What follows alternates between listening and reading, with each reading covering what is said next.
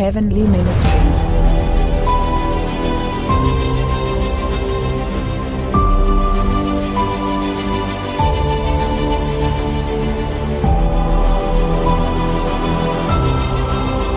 Heavenly Ministries.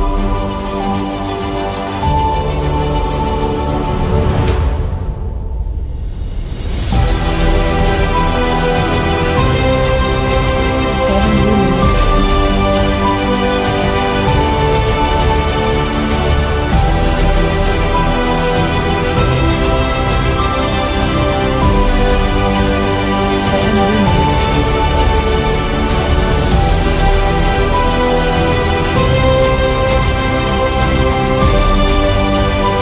Heavenly Ministries. Heavenly Ministries.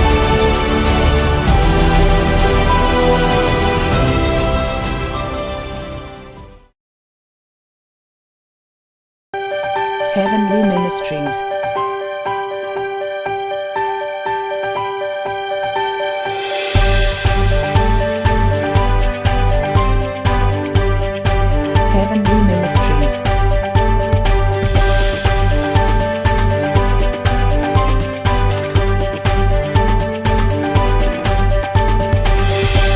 Heavenly Ministries.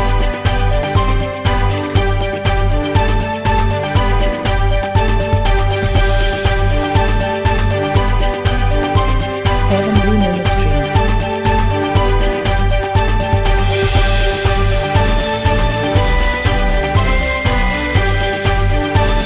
Heavenly Ministries.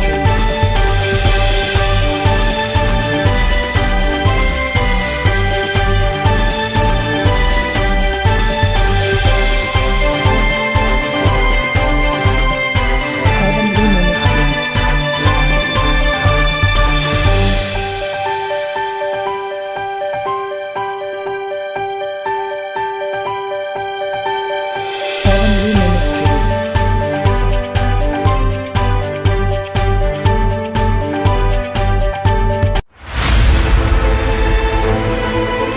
Heavenly Ministries.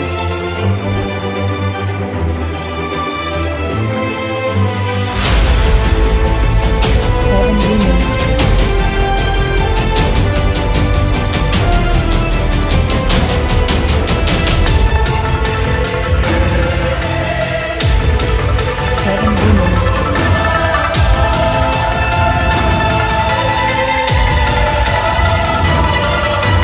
Heavenly Ministries.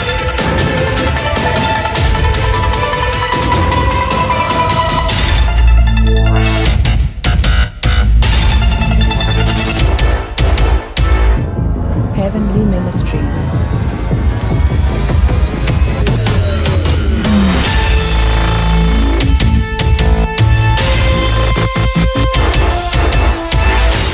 Heavenly Ministries.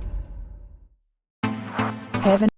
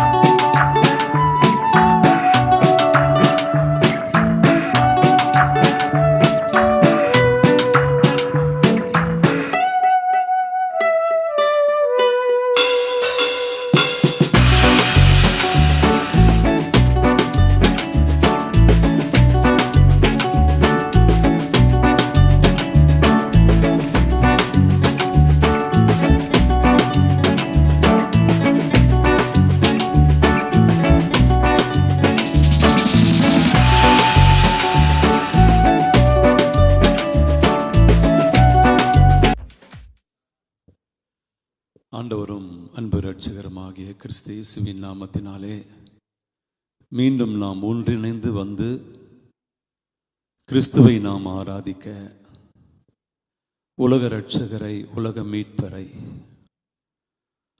சர்வலோகத்தின் பாவங்களை சுமந்து தீர்த்த கர்த்தரை ஆராதிக்க நாம் வந்திருக்கிறோம். பல வாரங்கள் நேரலையிலே நாம் சந்திக்கிறோம்.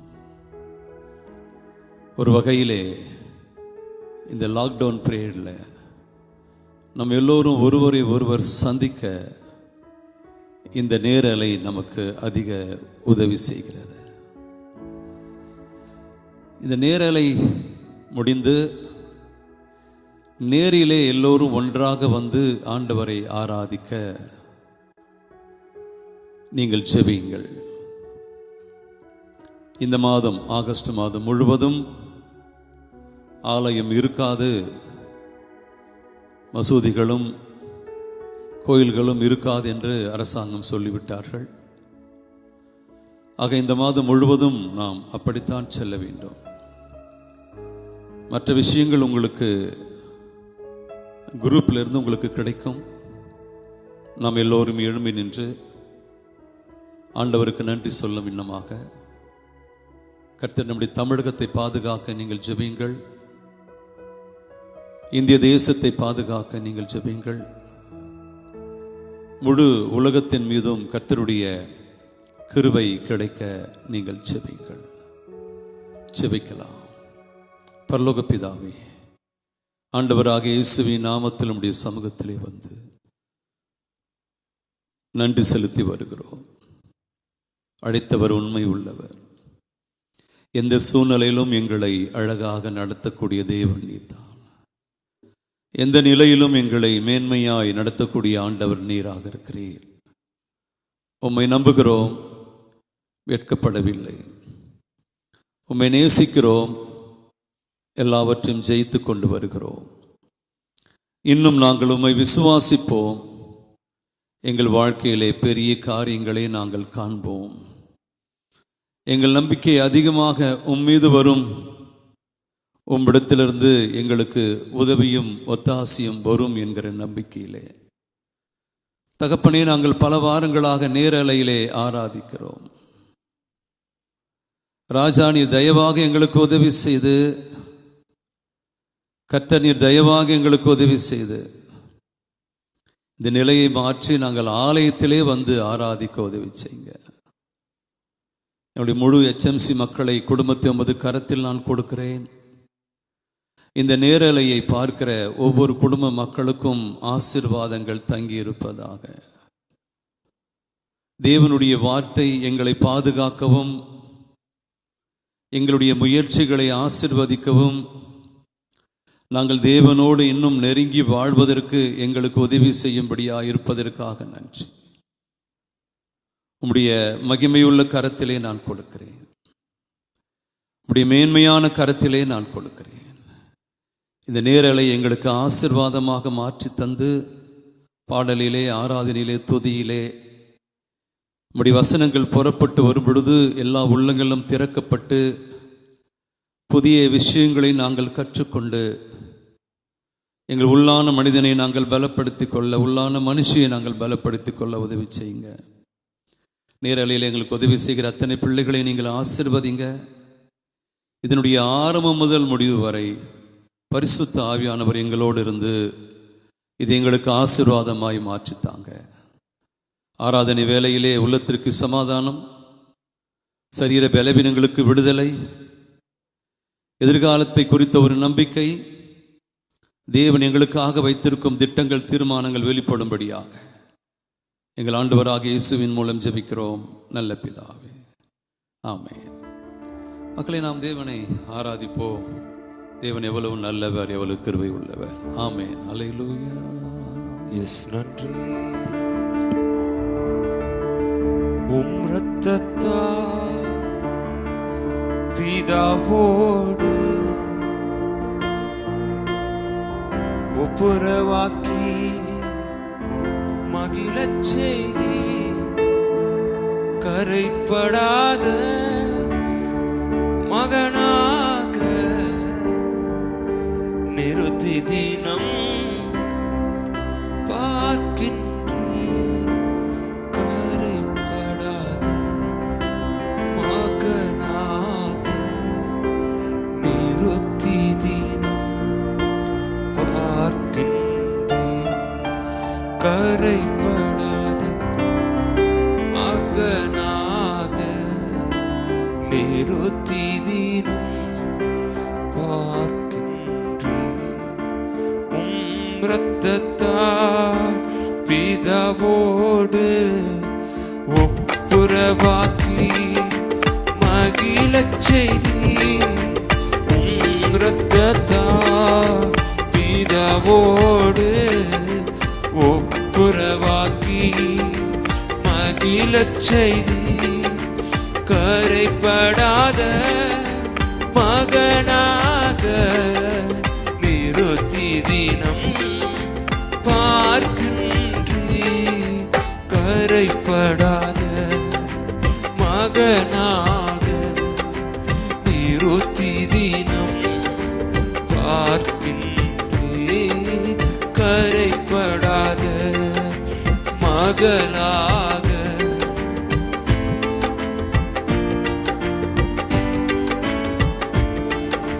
வல்லமையும் மகிமையும் தகப்பனே உமக்குத்தானே. வல்லமையும் வல்லமையும் மகிமையும் தகப்பனே உமக்குத்தானே. என் மீது அன்பு கூர்ந்து பலியானீர் சிலுவையிலே. எனக்காய் இரத்தம் சிந்தி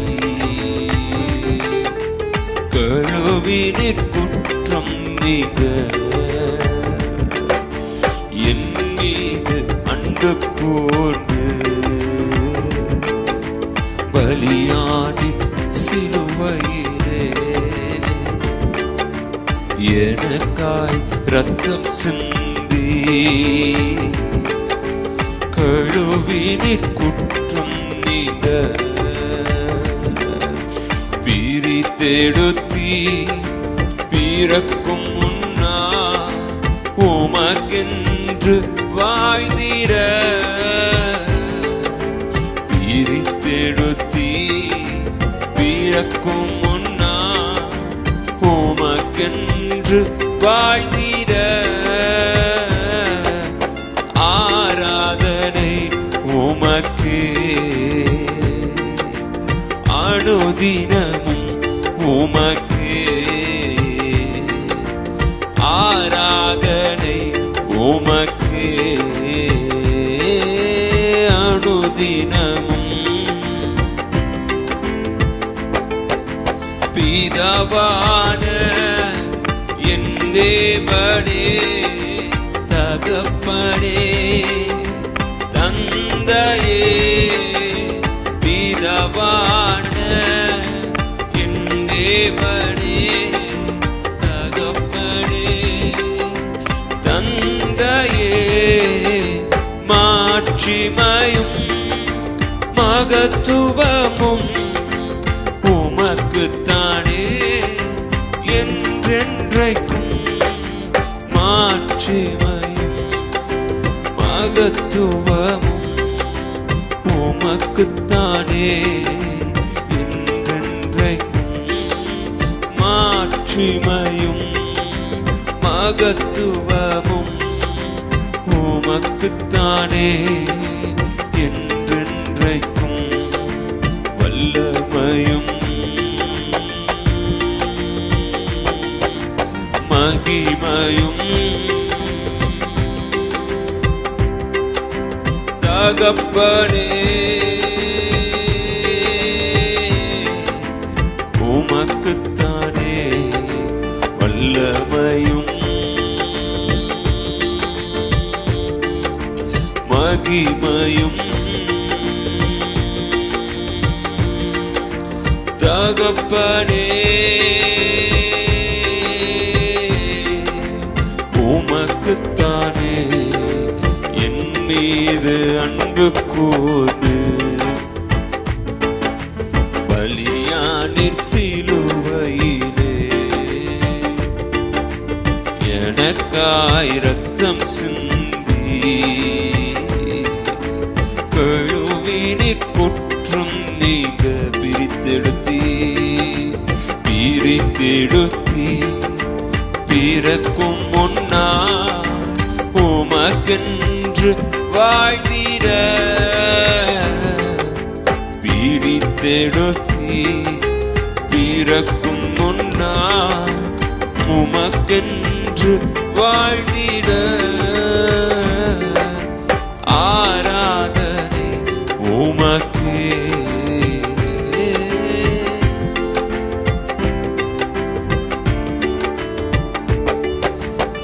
ஆராதனை உமக்கே அனுதினம் உமக்கே எத்தனையோ நன்மைகளை என் வாழ்வில் செய்தீரே ஏராளமாய் நன்றி சொல்வேன்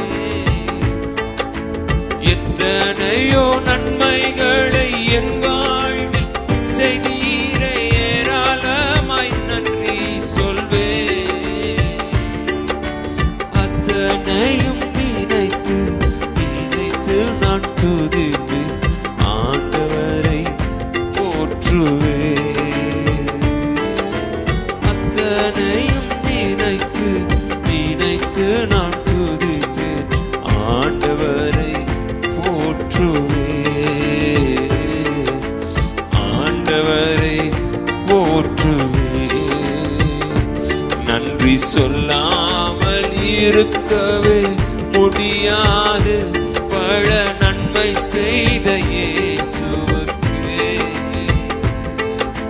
நன்றி நன்றி நன்றி என்று சொல்லி நான் துதிப்பேன் நாள்தோறும் போற்றுவேன் நாள்தோறும் போற்றுவேன் மரண பள்ளத்தாக்கில் நான் நடந்த போதெல்லாம் பாதுகாத்தீரையா மரண பள்ளத்தாக்கில் நான் நடந்த போதெல்லாம் பாதுகாத்தீரையா மீண்டும் ஜீவனை கொடுத்து நீர் என்னை வாழ வைத்தீரையா மீண்டும் ஜீவனை கொடுத்து நீர் என்னை வாழ வைத்தீரையா வாழ வைத்தீரையா நன்றி சொல்லாமல் இருக்கவே முடியாது பல நன்மை செய்த இயேசுவுக்கே நன்றி நன்றி நன்றி என்று சொல்லி நான் துதிப்பேன் நாள்தோறும் போற்றுவேன் நாள்தோறும் போற்றுவேன்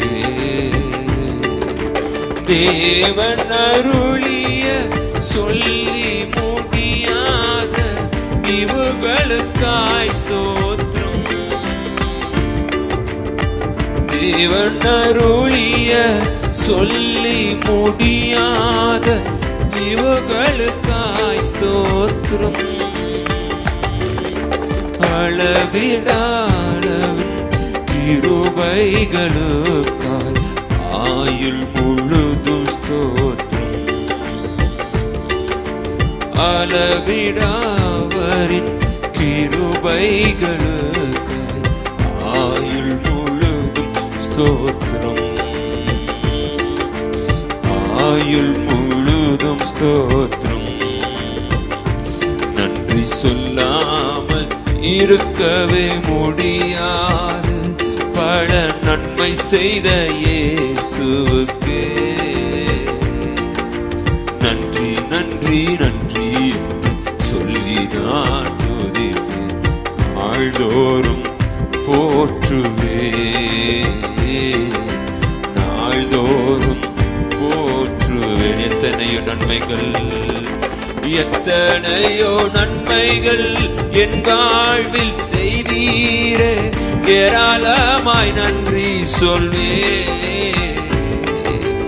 எத்தனையோ நன்மைகளை என் வாழ்வில் செய்தீரே, ஏராளமாய் நன்றி சொல்வேன். அத்தனையும் நினைத்து நினைத்து நான் துதிப்பேன். ஆண்டவரை போற்றுவேன். அத்தனையும் நினைத்து நினைத்து நான் துதிப்பேன். ஆண்டவரை போற்றுவேன். மரண பள்ளத்தாக்கில், மரண பள்ளத்தாக்கில் நான் நடந்த போதெல்லாம் பாதுகாத்தீரையா.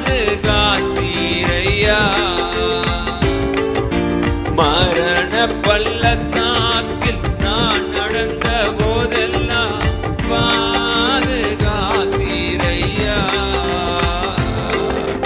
மீண்டும் ஜீவனை கொடுத்து நீர் என்னை வாழ வைத்தீரையா. மீண்டும் ஜீவனை கொடுத்து நீர் என்னை வாழ வைத்தீரையா. மீண்டும் ஜீவனை கொடுத்து நீர் என்னை வாழ வைத்தீரையா. மீண்டும் ஜீவனை கொடுத்து நீர் என்னை வாழ வைத்தீரையா.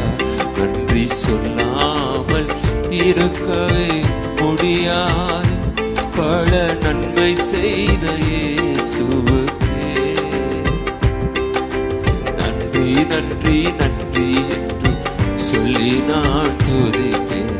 நாள்தோறும் போற்றுவேன், நாள்தோறும் போற்றுவேன், நாள்தோறும் போற்றுவேன். ஜீவன் தந்து நீ அன்பு கொண்டே, பாவம் நீங்கிட கழுகிவிட்டே. உமக்கென்று வாழ பிரித்தெடுத்தே, உமது ஊழியம் செய்ய வைத்தே. உமக்கென்று வாழ பிரித்தெடுத்தே, உமது ஊழியம் செய்ய வைத்தீ. நன்றி தகப்பனே, நன்மை செய்தீரே. நன்றி தகப்பனே, நன்மை செய்தீரே. நன்றி தகப்பனே, நன்மை செய்தீரே. நன்றி தகப்பனே, நன்மை செய்தீரே. ஜீவன் தந்தினி அன்பு கொதி, பாவம் நீங்கிட கழுகிவிட்டே. ஜீவன் தந்து நீர் அன்பு கொதி, பாவம் நீங்கிட கழுகிவிட்டே. உமக்கென்று வாழ பிரித்தெடுத்து, உமது ஊழியம் செய்ய வைத்தீ. உமக்கென்று வாழ பிரித்தெடுத்து, உமது ஊழியம் செய்ய வைத்தீ. நன்றி தகப்பனே, நன்மை செய்தீரே. நன்றி தகப்பனே, நன்மை செய்தீரே. பார்க்கும் கண்களை தந்தீரையா, பாடும் உதடுகள் தந்தீரையா. பார்க்கும் கண்களை தந்தீரையா, பாடும் உதடுகள் தந்தீரையா. உழைக்கும் கரங்களை தந்தீரையா, ஓடும் கால்களை தந்தீரையா, உழைக்கும் கரங்களை தந்தீரையா. நன்றி தகப்பனே, நன்மை செய்தீரே.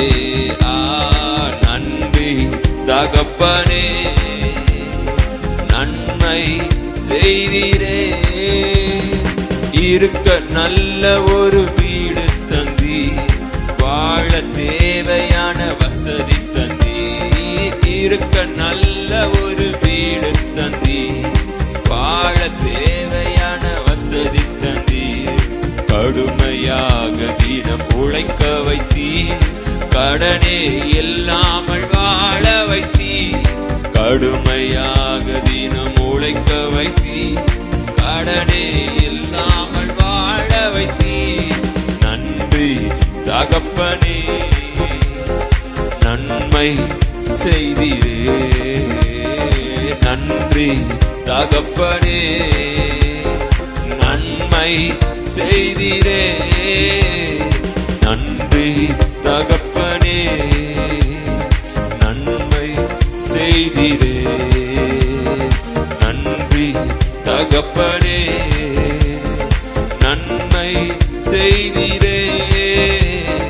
நன்றி தகப்பனே, நன்மை செய்தீரே. நன்றி தகப்பனே, நன்மை செய்தீரே. நன்றி தகப்பனே, நன்மை செய்தீரே. நன்றி தகப்பனே, நன்மை செய்தீரே. ஆமென் சொல்லலாமா? நன்றி தகப்பனே, எங்களுக்கு எல்லா வகையிலும் நீர் நன்மை செய்தீர். எல்லா வகையிலும் நீர் எங்களை பொறுப்படுத்தி, நீர் எங்களுக்கு எல்லா வகையிலும் உதவி செய்தீர். இந்த சரீரம் முழுவதும் நீர் ஆளுகிறீர். எங்கள் வாழ்க்கை முழுவதையும் கர்த்தர் ஆளுகிறீர். இன்னும் நாங்கள் உம்மையே நேசிக்க, உம்மையே நம்ப, உமக்காக நிற்க எங்களுக்கு உதவி செய். இயேசுவின் நல்ல நாமத்தில் ஜெபிக்கிறோம் பிதாவே, ஆமென். நம்ம எல்லோரும் அமர்வோம். ஆண்டவர் நல்லவர், அவர் கிருபை தயவு என்றும் உள்ளது. ஆரம்பத்திலே நாம் சொன்னது போல நமக்கு ஒரு நல்ல நேரலை கொடுத்த ஆண்டவருக்கு நாம் நன்றி செலுத்துகிறோம். தொடர்ந்து பல வாரங்களாக நாம் நேரலையிலே வந்து பாடல் பாடி துதித்து கர்த்தரை நாம் மகிமைப்படுத்துகிறோம். இந்த நிலை சீக்கிரம் மாற வேண்டும் என்று நீங்கள் ஜெபிங்கள். இந்த நிலை மாறி சுமூகமான நிலைக்கு எல்லாம் வர நீங்கள் ஜெபிங்கள். தலைப்பை நீங்க பார்த்துருப்பீங்க, இரு பொறு பேரு. அதாவது தேவனோடு இரு, தேவனுக்குள் பொறு, தேவனுடையதை பெறு. இரு பொறு பெறு. தேவனோடு இரு, தேவனுக்குள் பொறு, தேவனுடையதை பெறு. இப்ப நான் சொல்ல போற ஒரு நபர், அவருக்கு ஒரு பெரிய புத்தகம் இருக்கிறது. அந்த பெரிய புத்தகம், பலர் இந்த புத்தகத்தை வாசிக்க வேண்டாம் என்றும் சிலருக்கு சொல்லுவார்கள். அதற்கு காரணம் என்று பார்க்கும் பொழுது, இந்த புத்தகத்தை வாசிக்கும் பொழுது இந்த புத்தகத்திலே இருப்பது போல சோதனைகளும் கஷ்டங்களும் உனக்கு வந்து சேர்ந்து விடும். ஆக உனக்கு அது ரொம்ப கஷ்டமாயிடும் அப்படி என்று நம்மிடத்திலே சொல்லி வைத்து விட்டார்கள். அப்படி அல்ல. இந்த புத்தகத்தை குறித்து நான் சொல்ல போகும் நபர் யோபு. யோபு தேவனோடே இருந்தார். யோபு தேவனுக்குள் பொறுத்தார். யோபு தேவனுடையதை எல்லாவற்றையும் பெற்றார். யோபின் புஸ்தகம் 1ஆம் அதிகாரம் 1ஆம் வசனத்திலே வசனம் இப்படி சொல்லுகிறது: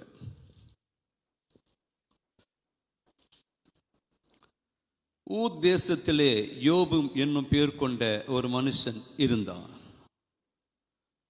இரு பொறு பெரு ஒரு மனுஷன் இருந்தான். யாக்கோபின் புஸ்தகம் 5ஆம் அதிகாரம் 11ஆம் வசனம்: இதோ பொறுமையா இருக்கிறவர்களை பாக்கியவான்கள் என்கிறோமே. யோபு தேவனுக்குள் பொறுத்தார். யோபின் புஸ்தகம் 42ஆம் அதிகாரம் 10ஆம் வசனம்: யோபு தன் சிநேகிதருக்காக வேண்டுதல் செய்த பொழுது கர்த்தர் அவன் சிறையிருப்பை மாற்றினார். யோபுக்கு முன்னிருந்த எல்லாவற்றை பார்க்கிலும் இரட்டத்தனையாய் கர்த்தர் அவனுக்கு தந்தருளினார், அதாவது பெற்றார். யோபு தேவனோடு இருந்தார். யோபு தேவனுக்குள்ளே பொறுத்தார். யோபு தேவனுடையதை அல்லது தேவனுக்குள்ளே இருப்பதை பெற்றார். இந்த முழு வேதத்திலும் மிகவும் நல்ல மனிதனாக, நால்வருக்கு உதவி செய்யக்கூடிய மனிதனாக, பெயரும் புகழும் பெற்ற ஒரு மனிதனாக நாம் யோபுவை பார்க்கலாம். யோபு என்றாலே தேவனுக்கு பயப்படுகிறவன், சன்மார்க்கன், நீதிமான், இந்த உலகத்தில் அவனைப் போல் ஒருவரும் இல்லை என்று சொல்லிதான் வேதம் அவரை வர்ணிக்கும். அவரை குறித்த மேன்மையான காரியங்களை சொல்லும். யோபுனுடைய வாழ்க்கையிலே எந்த அளவுக்கு உயர்வு இருந்ததோ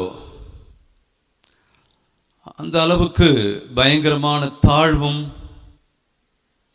பயங்கரமான கஷ்டங்களும் அவருக்கு வந்ததை நாம் பார்க்கிறோம்.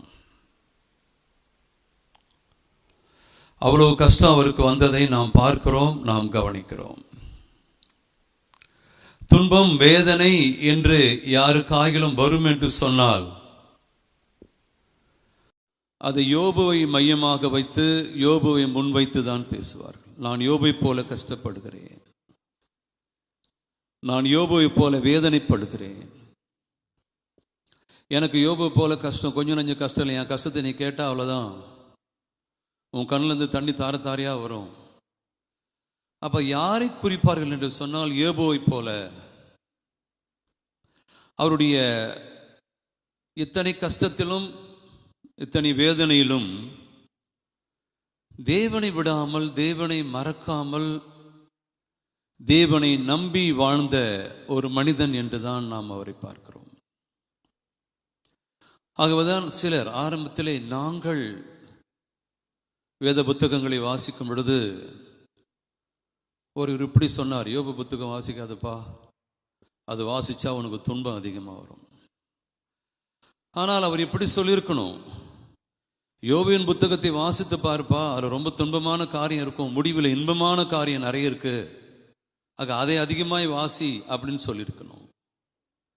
ஒரு புறத்தை காட்டிவிட்டு மறுபுறத்தை மறைத்து விட்டார்கள். அந்த புத்தகம் எவ்வளவு நாம் வாசிச்சாலும் இன்னும் விசுவாசம் பெருகும், தேவன் மேலே நமக்கு இருக்கிற அந்த நம்பிக்கை பெருகும், தேவனோட நாம் இன்னும் உறவாடி முன்னேறுவதற்கு இந்த புத்தகம் நமக்கு அதிகமாக உதவி செய்யும். இவருக்கு 10 பிள்ளைகள், 7 ஆண் பிள்ளைகள், 3 பெண் பிள்ளைகள். நல்ல நண்பர்கள் இவர்களுக்கு இருந்தார்கள். முக்கியமாய் அவரை புரிந்து கொண்டு அவரோடு கூட கடந்து செல்லுகிற 3 நண்பர்கள். அதில் எலிப்பாஸ் என்பவர் முதன்மையானவர், பில்தாத் என்பவர் அடுத்த நபர், சோப்பார் என்பவர் 3வது நபர். நடுவில் எலிகு அப்படின்ற ஒரு வாலிபன் வருவார். அவர் ஏன் வந்தார் ஏன் போனார் ஒண்ணுமே தெரியாது.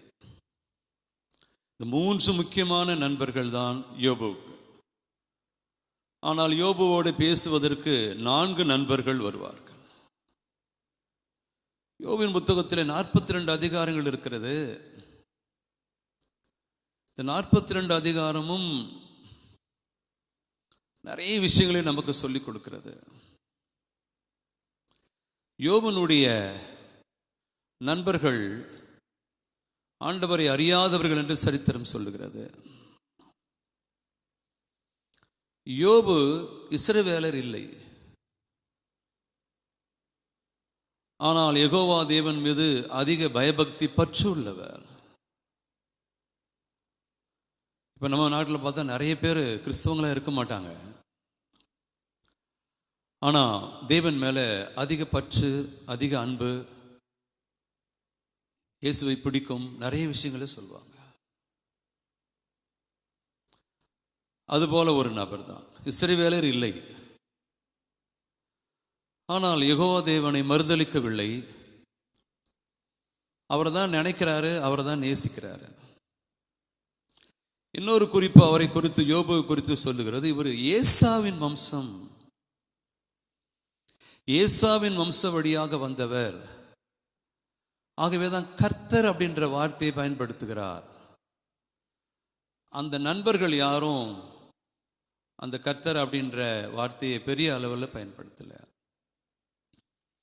இவர் முக்கியமா எங்க பயன்படுத்துறாருன்னா, கர்த்தர் கொடுத்தார் கர்த்தர் எடுத்தார் அப்படின்ற ஒரு நல்ல ஸ்டேட்மெண்ட் அவர் சொல்றார். இந்த புத்தகம் நமக்கு நிறைய விஷயங்களை சொன்னாலும் முக்கியமாக ஒரே ஒரு விஷயத்தை அது அடையாளப்படுத்தி அங்கிருந்து கொண்டு செல்லுகிறது. யோபு அங்கிருந்துதான் அடுத்த பயணத்தை நோக்கி, அடுத்த நகர்வை நோக்கி அவர் செல்லுகிறார். பயம் என்ற ஒத்த வார்த்தைக்குள் தான் யோபுவின் சரித்திர புஸ்தகம் அடங்கியிருக்கிறது. பயம் என்ற ஒரே ஒரு வார்த்தைக்குள்ளுதான் யோபுவினுடைய சரித்திர புத்தகம் அடங்கியிருப்பதை நாம் பார்க்கிறோம். யோபின் புஸ்தகம் 3ஆம் அதிகாரம் 2ஆம் அதிகாரம்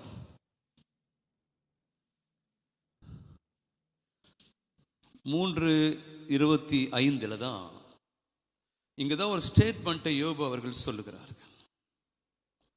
நான் பயந்த காரியம் எனக்கு நேரிட்டது, நான் அஞ்சினது எனக்கு வந்தது.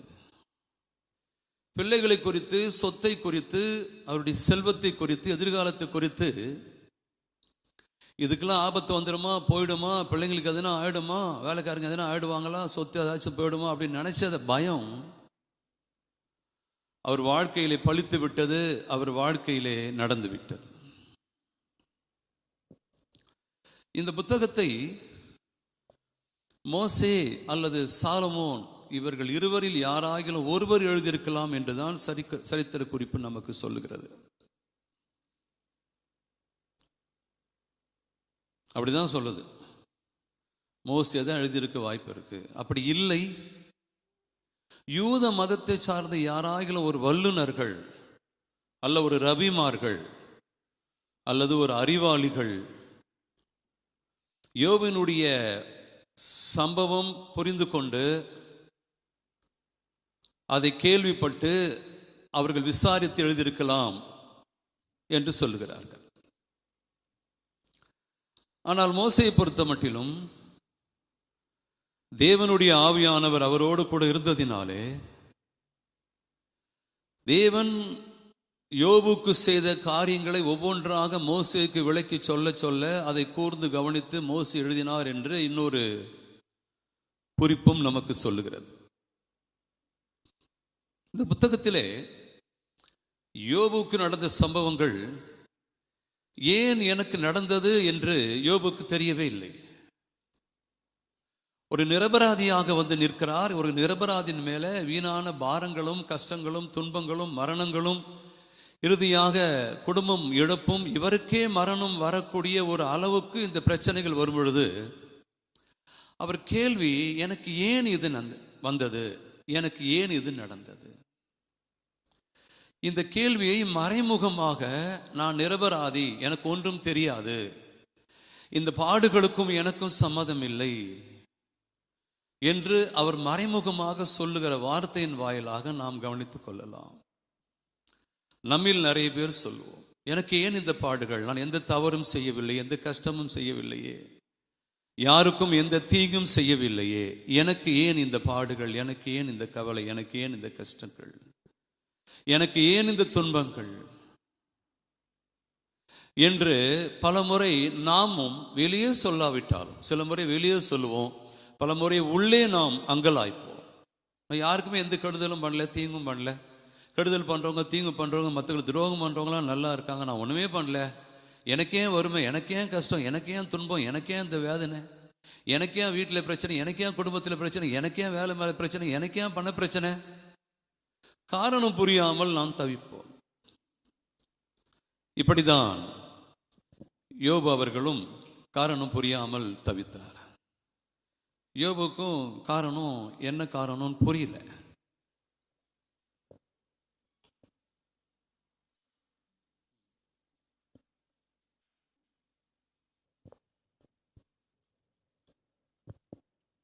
அவர் அவரையே கேட்டுக்கிறார் கேள்வி, எனக்கு ஏன் இத்தனை கவலைகள், எனக்கு ஏன் இத்தனை பாரம், எனக்கு ஏன் இத்தனை கஷ்டம், எனக்கு ஏன் இத்தனை தொல்லைகள், எனக்கு ஏன் இத்தனை பாதிப்பு? இந்த புத்தகம் நமக்கு சொல்லிக் கொடுக்கிறது, சாத்தானின் சோதனையும் தேவனின் கரிசனையும். ஒரு மனுஷன், ஒரு மனுஷி ஆண்டவரை அறியும் பொழுது சாத்தானின் கரிசனை கிடையாது. சாத்தானை கரிசனை கொள்ளுகிறவன் கிடையாது. சாத்தான் சோதனை கொடுக்கிறவன். ஆனால் தேவனை அறியும் பொழுது தேவன் சோதனை கொடுக்கிறவர் அல்ல, தேவன் கரிசனை கொடுக்கிறவர். தேவன் அதற்கு பின்பு ஆபிரகாமை சோதித்தார் அப்படின்னு இருக்கு இல்லையா, அது சோதனை, ஒரு பரீட்சை, டெஸ்ட் வைக்கிறாரு. எக்ஸாம், 10th எக்ஸாம்ல ஒரு பையன் நல்லா படிக்கிறான் படிக்கலன்றதுக்கு உண்மையான அர்த்தமே ஆனுவல் எக்ஸாம் தான். இந்த ஆனுவல் எக்ஸாம் மார்க்கை பார்த்து தான் அடுத்த குரூப் கொடுப்பாங்க. அவனுக்கு எந்த குரூப் கிடைக்கும், எவ்வளோ மார்க் அந்த பொண்ணு வாங்கியிருக்கு, எவ்வளோ மார்க் அந்த பையன் வாங்கியிருக்கு, இந்த மார்க் ஷீட்டை பார்த்து ஓகே நல்ல குரூப் கொடுக்கலாம். மார்க் குறைவையாக இருந்தால் கொஞ்சம் வெயிட் பண்ணுங்க, உங்களுக்கு நீங்கள் கேட்ட குரூப் கிடைக்காது, வேறு கிடைக்குதான்னு பார்க்கலாம், இல்லை வேறு எதனா ஸ்கூல் ட்ரை பண்ணுங்களேன். இதெல்லாம் எதனால வருது? டெஸ்ட் வச்சதுனால வருது, ஒரு பரீட்சை வந்ததுனால வருது. ஆபிரகாம், நீ என்னை நல்லா விசுவாசிக்கிறேன், என் மேலே ரொம்ப பாசமாக இருக்கிறேன், நான் சொல்கிறது எல்லாம் கேட்குறேன், ஒரு வார்த்தையும் தவறுறது இல்லை, ஆனாலும் உன்னை நான் உதாரணமாக வைக்கணும் முழு உலகத்திற்கும். இந்த உலகத்திலே ஏறக்குறைய இருக்கிற வாழ்கிற 700 கோடி மக்களிலே 500 கோடி மக்கள் கிட்ட, ஒரு 500 கோடி மக்கள் கிட்ட கிட்டத்தட்ட அவங்க ஆபிரகாமை தான் நேசிக்கிறாங்க. இப்ப யூதர்களை நீங்கள் எடுத்துக்கொண்டால் அவங்களுக்கு அப்ரஹாம் ரொம்ப முக்கியம். ஆபிரகாம் என்று சொன்னால் பலர் இப்படி விளக்கம் தராங்க, கர்ப்பங்களின் தகப்பன், ஜாதிகளின் தகப்பன் என்பதை விட கர்ப்பங்களின் தகப்பன் அப்படின்னு விளக்கம் தராங்க. அநேக ஜாதி ஒன்னிலிருந்து உருவாகின்றார்ல, அநேக கர்ப்பத்தை நீ பெற்றெடுப்பா என்ற அர்த்தமாக வல்லுநர்கள் சொல்லுகிறார்கள். இஸ்லாமியர்களுக்கும் அது முக்கியம். இப்ராஹிம் அவங்களும் அவரை தான் மேன்மைப்படுத்துகிறாங்க. கிறிஸ்தவர்கள் ஆபிரகாம், உலகம் முழுவதும் கோடிக்கணக்கான மக்களாக இருக்கக்கூடிய ஆபிரகாம் சந்ததிகள் கிறிஸ்துவ மக்கள் ஆபிரகாமை விசுவாசத்தின் தகப்பனாக எடுத்துக்கொண்டார்கள். ஆகவேதான் ஆபிரகாமுடைய ஆசீர்வாதம் இந்த இஸ்ரவேல் மக்களுக்கு, யூத மக்களுக்கே போயிட்டு இருந்தது. அதை திருப்பி விட வேண்டும் என்றுதான் ஆபிரகாமின் ஆசீர்வாதம் இயேசு கிறிஸ்துவின் மூலமாக நமக்கு வந்தது. இல்லைன்னா அது ஒரு கேங்கு தான், இஸ்ரவேல் மக்கள் தான் இருந்திருக்கும். நாம் இஸ்ரவேலர் அல்ல, ஆவிக்குரிய இஸ்ரவேலராக இருக்கிறபடினாலே ஆசீர்வாதம் எல்லாம் ஆபிரகாம் வாயில ஆபிரகாம் ஆபிரகாம் அவங்க கூப்பிடுறப்ப எல்லாம் அங்கேயே போயிட்டு இருந்தது. அதை இவர் திருப்பி ஜென்டைல் நமக்கு அனுப்பி விடுகிறார். ஆகவே தேவன் சோதிக்கிறவர் அல்ல. சாத்தானின் சோதனையும் தேவனின் கரிசனையும். சாத்தான் எப்பவுமே சோதிப்பதிலே குறியாக இருப்பவன்.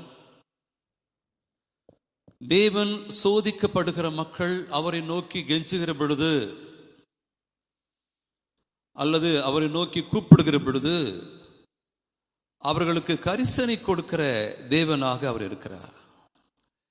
இந்த யோபின் புஸ்தகம் 1 அதிகாரம் 8ஆம் வசனத்தில் கர்த்தர் சாத்தானை நோக்கி, என் தாசனாகிய யோபின் மேல் கவனம் வைத்தாயோ?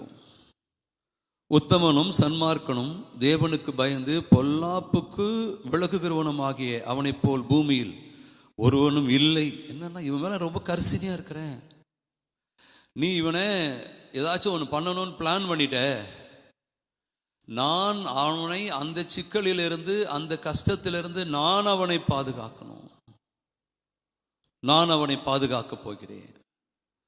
உன்னுடைய வேலை அநேகரை கஷ்டப்படுத்துகிற வேலையாக இருந்தாலும், காயப்படுத்துகிற வேலையாக இருந்தாலும், என்னுடைய வேலை அநேகரை குணப்படுத்துகிற, அநேகருக்கு நன்மை செய்கிற வேலையாக இருக்க வேண்டும். இந்த யோபுடைய நண்பர்கள், யோபுடைய சம்பவம் உங்க எல்லாருக்கும் தெரியும். யோபின் புத்தகம் ஒருத்தவங்களுக்கு தெரியலன்னா அவங்க ரொம்ப வீக்கா இருக்காங்கன்னு அர்த்தம். யோபின் நண்பர்கள் கேள்விப்பட்டு அவருக்காக ரொம்ப பாரப்படுறாங்க.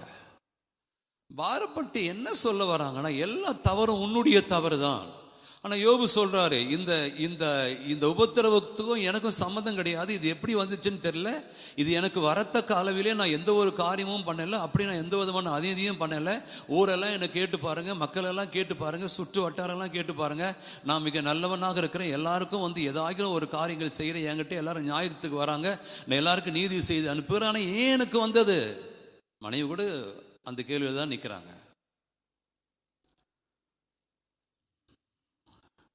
நண்பர்கள் எல்லாரும் யோபுவே குறை சொல்றாங்க.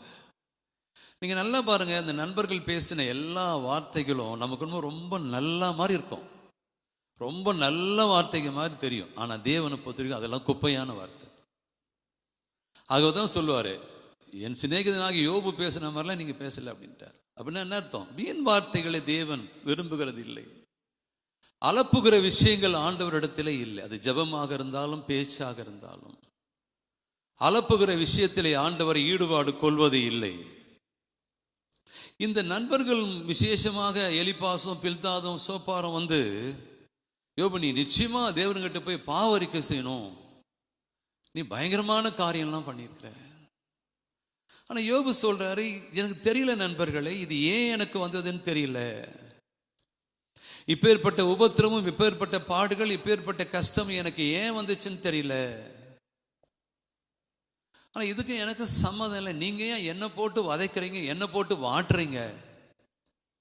இதற்கு நான் தூரமானவன். எங்கே இருந்த என்னை யாரோ கொண்டு இந்த சிக்கலிலே மாட்டி விடுகிறார்கள், மாட்டி விட்டு விட்டார்கள். பாவரிக்கை பண்ணு அப்படின்றாங்க. ஆனால் தேவன் என்ன பண்றாருன்னா, தன்னுடைய நண்பர்கள் யோபுவை பார்த்து நீ போய் தேவன்கிட்ட பாவரிக்கை பண்ணி ஒப்புரவாகுன்னு சொல்றாங்க. ஆனா தேவன் யோபுவுடைய நண்பர்களை பார்த்து நீங்க போய் யோபுகிட்ட ஒப்புரவாகுன்னு சொல்றார். 42ஆம் அதிகாரம் 7-8 வசனங்கள் பாருங்க. கர்த்தர் இந்த வார்த்தைகளை யோபுவோடு பேசின பின் கர்த்தர் தேமானியனாகிய எலிப்பாசை நோக்கி, உன்மேலும் உன் 2 சகோதரன் மேலும் எனக்கு கோபம் மூளுகிறது. ஏன்னா தேவனுக்கு பிரியமில்லாம வார்த்தை எவ்வளோ நேரம் பேசிருக்கிறாங்க. என்னுடைய தாசனை, நான் தெரிந்து கொண்டவனை, என்னால் அழைக்கப்பட்டவனை, என்னால் ஆசீர்வதிக்கப்பட்டவனை உட்கார வச்சு நீங்க ஏன் அவனை சுத்து போட்டு மல்லு கட்டுறீங்க? ஏன் அவன் மேல தீங்கான காரியங்களை, தீதான காரியங்களை சொல்லி கொண்டு வருகிறீர்கள்? கோபம் மூழ்கிறது. என் தாசனாகிய யோபு பேசினது போல் நீங்கள் என்னை குறித்து நிதானமாய் பேசவில்லை. நீங்கெல்லாம் யோபுவே குற்றம் சாட்டுறீங்க. இது ஒரு விஷயம் இருக்கு. நான் யோபுவை அதிகமாக ஆசீர்வதித்து, அவனை அதிகமாக நேசித்து, அவனுக்கு அதிகமான நன்மை செய்து, எல்லாரையும் பார்க்கலாம் ஒரு உயர்ந்த இடத்திலே அவனை கனப்படுத்தி நான் வைத்ததினாலே சத்துருக்கு அது பொறுக்கல. அவனை யோபு சோதிக்க வந்து விட்டான். நான் யோபுக்கு கை கொடுத்து யோபுவின் பக்கமாக இருக்கிறேன். இன்னும் கூட கர்த்தர் அதைத்தான் அநேகருக்கு செய்து கொண்டிருக்கிறார். சோதனைகளும் பிரச்சனைகளையும் சத்துருவின் சூழ்ச்சிகளும் நினைக்காத காரியங்கள் வரும்பொழுது தேவன் மறைமுகமாகவோ நேரடியாகவோ வந்து நின்று தம்முடைய மக்களை விடுவிக்கிறார், நேசிக்கிறார், பாதுகாக்கிறார். அவர்களுக்கு தேவன் உதவி செய்கிறார். விசுவாச வாழ்க்கையில நாம் அதையெல்லாம் பார்க்கலாம். பிரியமான மக்களே, 8ஆம் வசனம் சொல்லுது பார், ஆதலால் நீங்கள் 7 காளைகளையும் 7 ஆட்டுக்களாக்களையும் தெரிந்து கொண்டு என் தாசனாக யோபனிடத்தில் போய் உங்களுக்காக சர்வாங்க தகன பலிகளை இடுங்கள். என் தாசனாக யோபுவும் உங்களுக்காக வேண்டுதல் செய்வான். கர்த்தர் எனக்கு கொண்டு வந்து காளையெல்லாம் கொடுன்னு சொல்ல, நீ அங்க போய் யோபு கிட்ட போய் ஒப்புரவாக. இது சத்துரு யோபுவை பழி தீர்க்க வரும் பொழுது, ஓகே நீ எல்லாத்தையும் செஞ்சுக்கோ, அவன் ஜீவனை மாத்திரம் ஒன்றும் செய்யாத என்று நான் அனுமதி கொடுத்து ஒவ்வொரு கட்டத்திலும் விசுவாசமான காரியங்களை யோபுக்கு செய்து நான் பாதுகாத்து வருகிறேன். நடுவில் நீங்க 3 பேரும் வந்து யோபு மேல இவ்வளவு குறை சொல்றீங்க, குற்றம் சொல்றீங்க. ஆக நேரா எல்லாரும் போங்க, 7 காளைகளை எடுத்துங்க, 7 ஆடு எடுத்துக்குங்க. என் தாசனாகி யோபுவும் உங்களுக்காக வேண்டுதல் செய்வான். நான் அவன் முகத்தை பார்த்து உங்களை உங்கள் புத்தியினத்திற்கு தக்கதாக நடத்தாதிருப்பேன். நான் சாவடிச்சிட்டு இருப்பேன் உங்களை. உண்மையாவே பிசாசு, நான் இந்த 3 பேரையும் போய் சோதனை பண்ணுன்னு சொல்லித்தான் உங்க லைஃப் எல்லாம் அவ்வளவுதான் முடிஞ்சு போயிட்டு இருக்கோம். இங்கு வேறு ஒரு விஷயம், ஒரு விசுவாச ஓட்டம் ஓடிக்கொண்டிருக்கிறது. தேவன் மீது ஒருவன் எவ்வளவு அசைக்க முடியாத நம்பிக்கையை வைத்துக் கொண்டிருக்கிறான். அந்த காரியம் நானும் கண்கூடாக பார்க்கிறேன், பிசாசும் பார்த்து கொண்டிருக்கிறான். மேலும் மேலும் மேலும் யோபுக்கு நெருக்கடி கொடுக்கிற வேளையிலே மேலும் மேலும் மேலும் நான் யோபுவின் சார்பாக இருந்து பேசுகிறேன், யோபுவின் சார்பாக நின்று நான் உதவி செய்கிறேன். இதெல்லாம் ஆராய்ச்சி பண்ணாம, உள்ள இருக்கிற விஷயங்களை தெரியாம மேம்போக்கான விஷயங்களை பார்த்து விட்டு நீங்க எல்லாரும் போய் யோபு குற்றம் சொல்றீங்க. ஒழுங்கா எல்லாத்தையும் எடுத்துட்டு போங்க. என் தாசனாகிய யோபு பேசினது போல் நீங்கள் என்னை குறித்து நிதானமாக பேசவில்லை.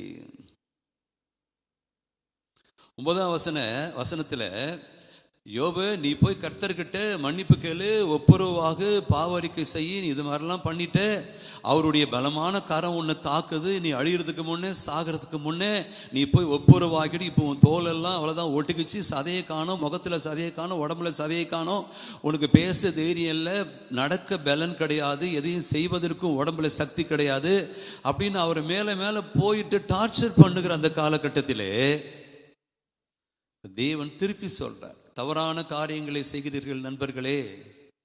நம்ம நண்பர்களோடு சில வேளை ஆண்டவர் விட்டு போகும்படியான காரியங்களை சொல்லுவார்கள், விசுவாச குலைச்சல் வரும்படியான காரியங்களை செய்வார்கள். எப்ப பாரு ஆண்டவர் ஆண்டவர் இயேசு இயேசு என்று சொல்லுகிறார், இதற்கு பதிலாக வேற ஏதாச்சும் ஒரு வழியை கண்டுபிடி என்று சொல்லி விசுவாச குலைச்சல் ஆக்குவார்கள். எல்லாவற்றையும் தேவன் பார்த்து கொண்டிருக்கிறார். சொல்வது யார் என்றும் நீங்கள் கண்டுபிடிக்க வேண்டும். நான் செய்கிற காரியத்தை யார் பார்த்து கொண்டிருக்கிறார் என்று அதையும் கண்டுபிடிக்க வேண்டும். நான் என்னுடைய விசுவாசத்தில் யோபுவை போல நம்பிக்கையிலே உறுதியாக நான் நிற்க வேண்டும் என்றுதான் இந்த பாடம் யோபுவின் வாயிலாக மனிதர்கள் ஆகிய நமக்கு சொல்லிக் கொடுக்கப்படுகிறது. 9ஆம் வசனம் 10ஆம் வசனம் பாருங்க. யோபு 9ஆம் வசனம் அப்பொழுது தேமானியனாகிய எலிப்பாசும் சூகியனாகிய பில்தாதும் நாகமத்தியனாகிய சோப்பாரும் போய் கர்த்தர் தங்களுக்கு சொன்னபடியே செய்தார்கள். அப்பொழுது கர்த்தர் யோபுவின் முகத்தை பார்த்தார். முடிஞ்சிருச்சு எல்லாமே. ஒரு புத்தகத்தை நான் ரொம்ப ஷார்ட் பண்ணி கொடுக்குறேன். எல்லாம் முடிஞ்சிருச்சு. கர்த்தர் யோபுவின் முகத்தை பார்த்தார் அப்படின்றப்ப அங்கிருந்து பிசாசு விலகிட்டான்னு அர்த்தம். முடிஞ்சு போச்சு. அந்த முழு சமுதாய மக்களுக்கு இந்த யோபினுடைய சத்திய வார்த்தைகள் எல்லாருக்கும் பரவுது. ஆபிரகாம் அவர்கள் வாழ்ந்த காலகட்டத்திலே நரபலி கொடுப்பார்கள். நரபலி என்றால் மாம்சத்தை, மனித மாம்சத்தை அல்ல குழந்தைகளை பலியாக கொடுக்கிறது. அந்த காலகட்டத்திலே ஆபிரகாம் வாழ்ந்து கொண்டிருந்தார்.